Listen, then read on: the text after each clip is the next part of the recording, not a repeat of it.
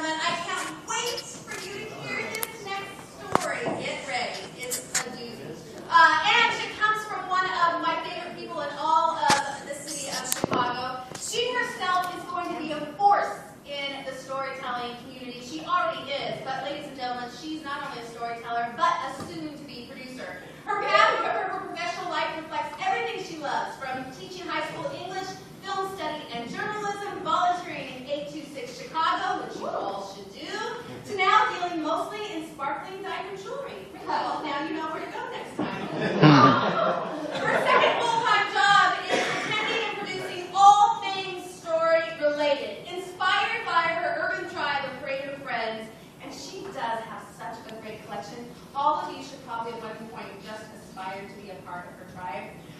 Jill co-produces a campfire show in Evanston called Kindling Tales. This month is October 29th. I mean, if you like a picnic, think about an outdoor fire pit story.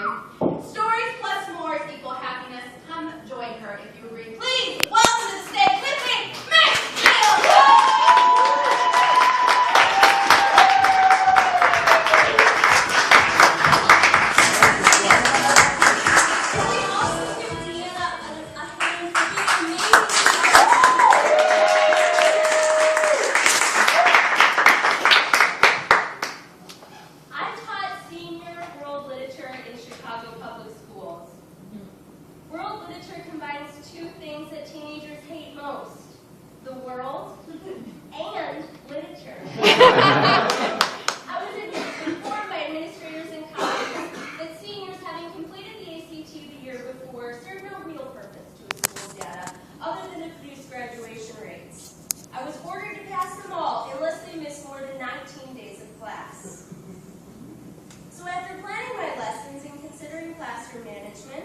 I decided to employ a persona of my own. I wasn't Jill anymore. I was Miss Howe.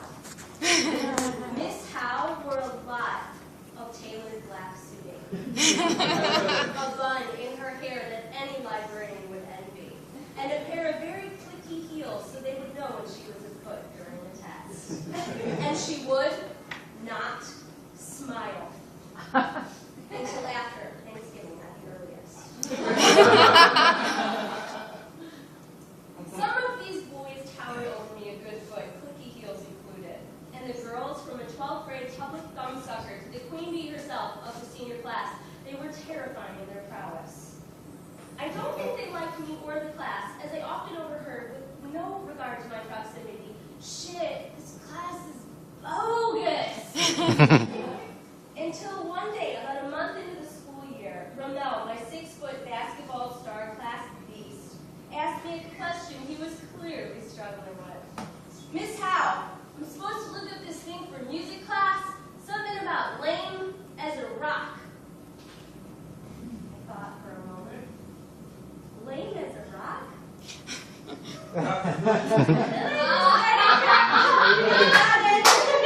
Because he was talking about the musical Lame as a Rock.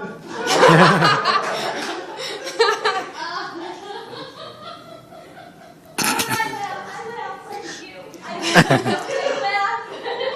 Tactless, how some might describe it. And there was a silence after this laugh. And they looked at me, their faces confused. Miss Howe? Even I thought, Miss Howe? Though it was not even close to Thanksgiving, I gave up the out-of-touch strategies at my new graduate school, started wearing my hair down, and smiling much more often, basically being myself. I realized I like these kids. They're not the enemy. I think they realized they liked me too, as they started calling me Miss H and teaching me complicated handshakes for when we would pass in the hallway. About the same time, we got a new transfer student, Nick. Sensing he had had rough times, I wasn't surprised when Nick tried some power play moves on me. I was passing out copies of Shakespeare, books I had submitted a grant to obtain, as the school didn't have enough copies for my classes. At this moment, sensing that I was most proud of my accomplishment in acquiring books, Nick threw his book on the floor and spat, "Not reading this shit, fuck you." Well, my first thought was, shit, this is Shakespeare, darling.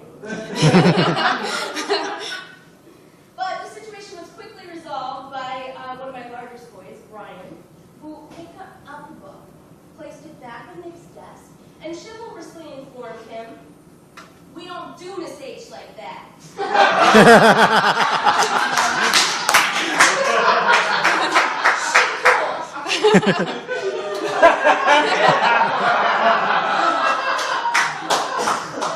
And Miss H, you can call me Sweet Baby B from now on.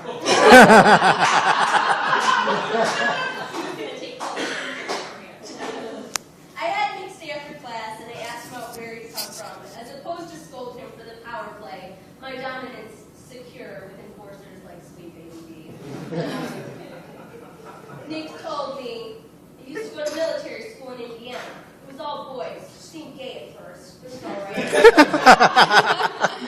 My dad's new girlfriend didn't like me, though, so fuck her. I came back here to live with my mom and brothers.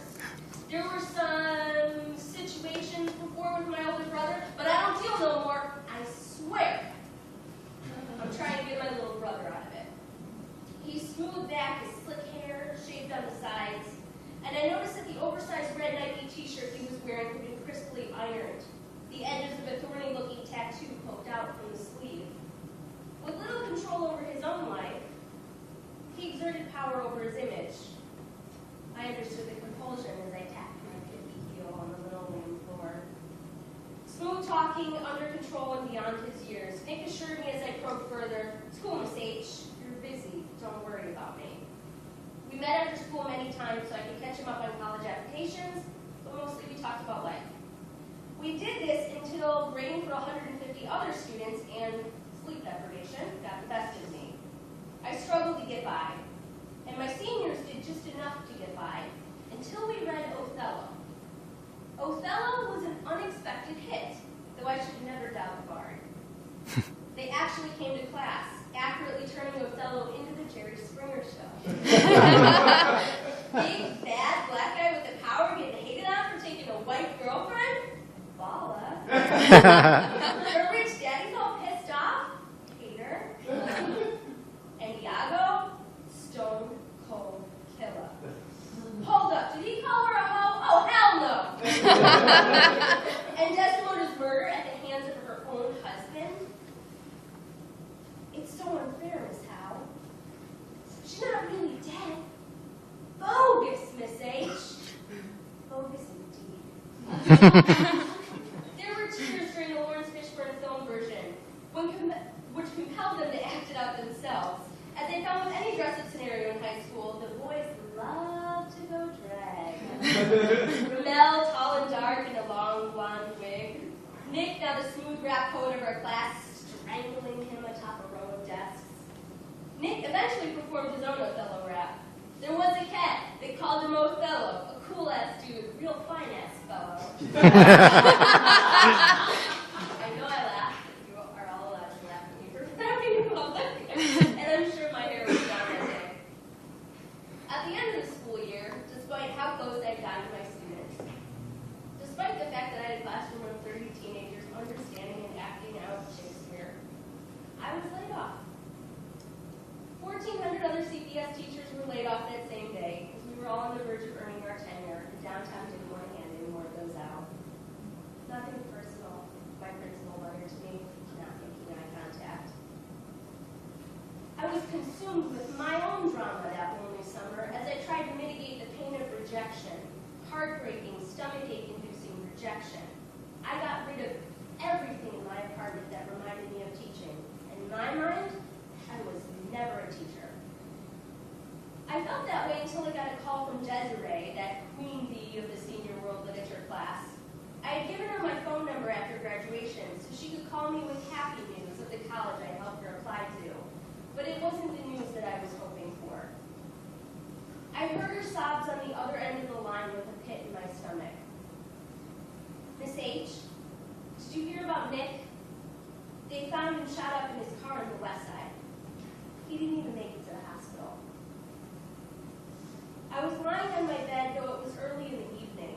The delicate fixtures in the paint on my bedroom ceiling were familiar to me, as I often stared up at them, paralyzed with fear by my now unsure life. After this call, which I do not remember exiting, I experienced a burning paralysis, akin to asphyxiation, perhaps. There were waves of pain, but what happened cannot be unhappened. Thoughts went into a loop, frantically searching for the answer, the right answer. What could I have done? There were some situations with my older brother. I don't deal no more, I swear. Why wasn't I smart enough to see it coming? I reluctantly failed Nick at the end of the school year because he missed more than 19 weeks of class. But did I fail Nick as a teacher? During that school year, I was consumed with anxiety, exhaustion, injustice. I focused on my own survival in a broken system and what I thought I deserved. But Nick, like a lot of my students, he suffered injustice quietly, used to being ignored by his family, by his schools, by society in general. People tell me, especially lately, that I'm another casualty of CPS. But if anything, I'm a wounded survivor. The memory of our classroom now empty comes back to me. Nick and Ramel acting out that last scene of Othello. Nick almost struggling with the level of physical violence required, even for a fake strangulation. He looks up at me, his hands around Ramel's neck. It's so unfair, Miss Howe. She didn't do anything.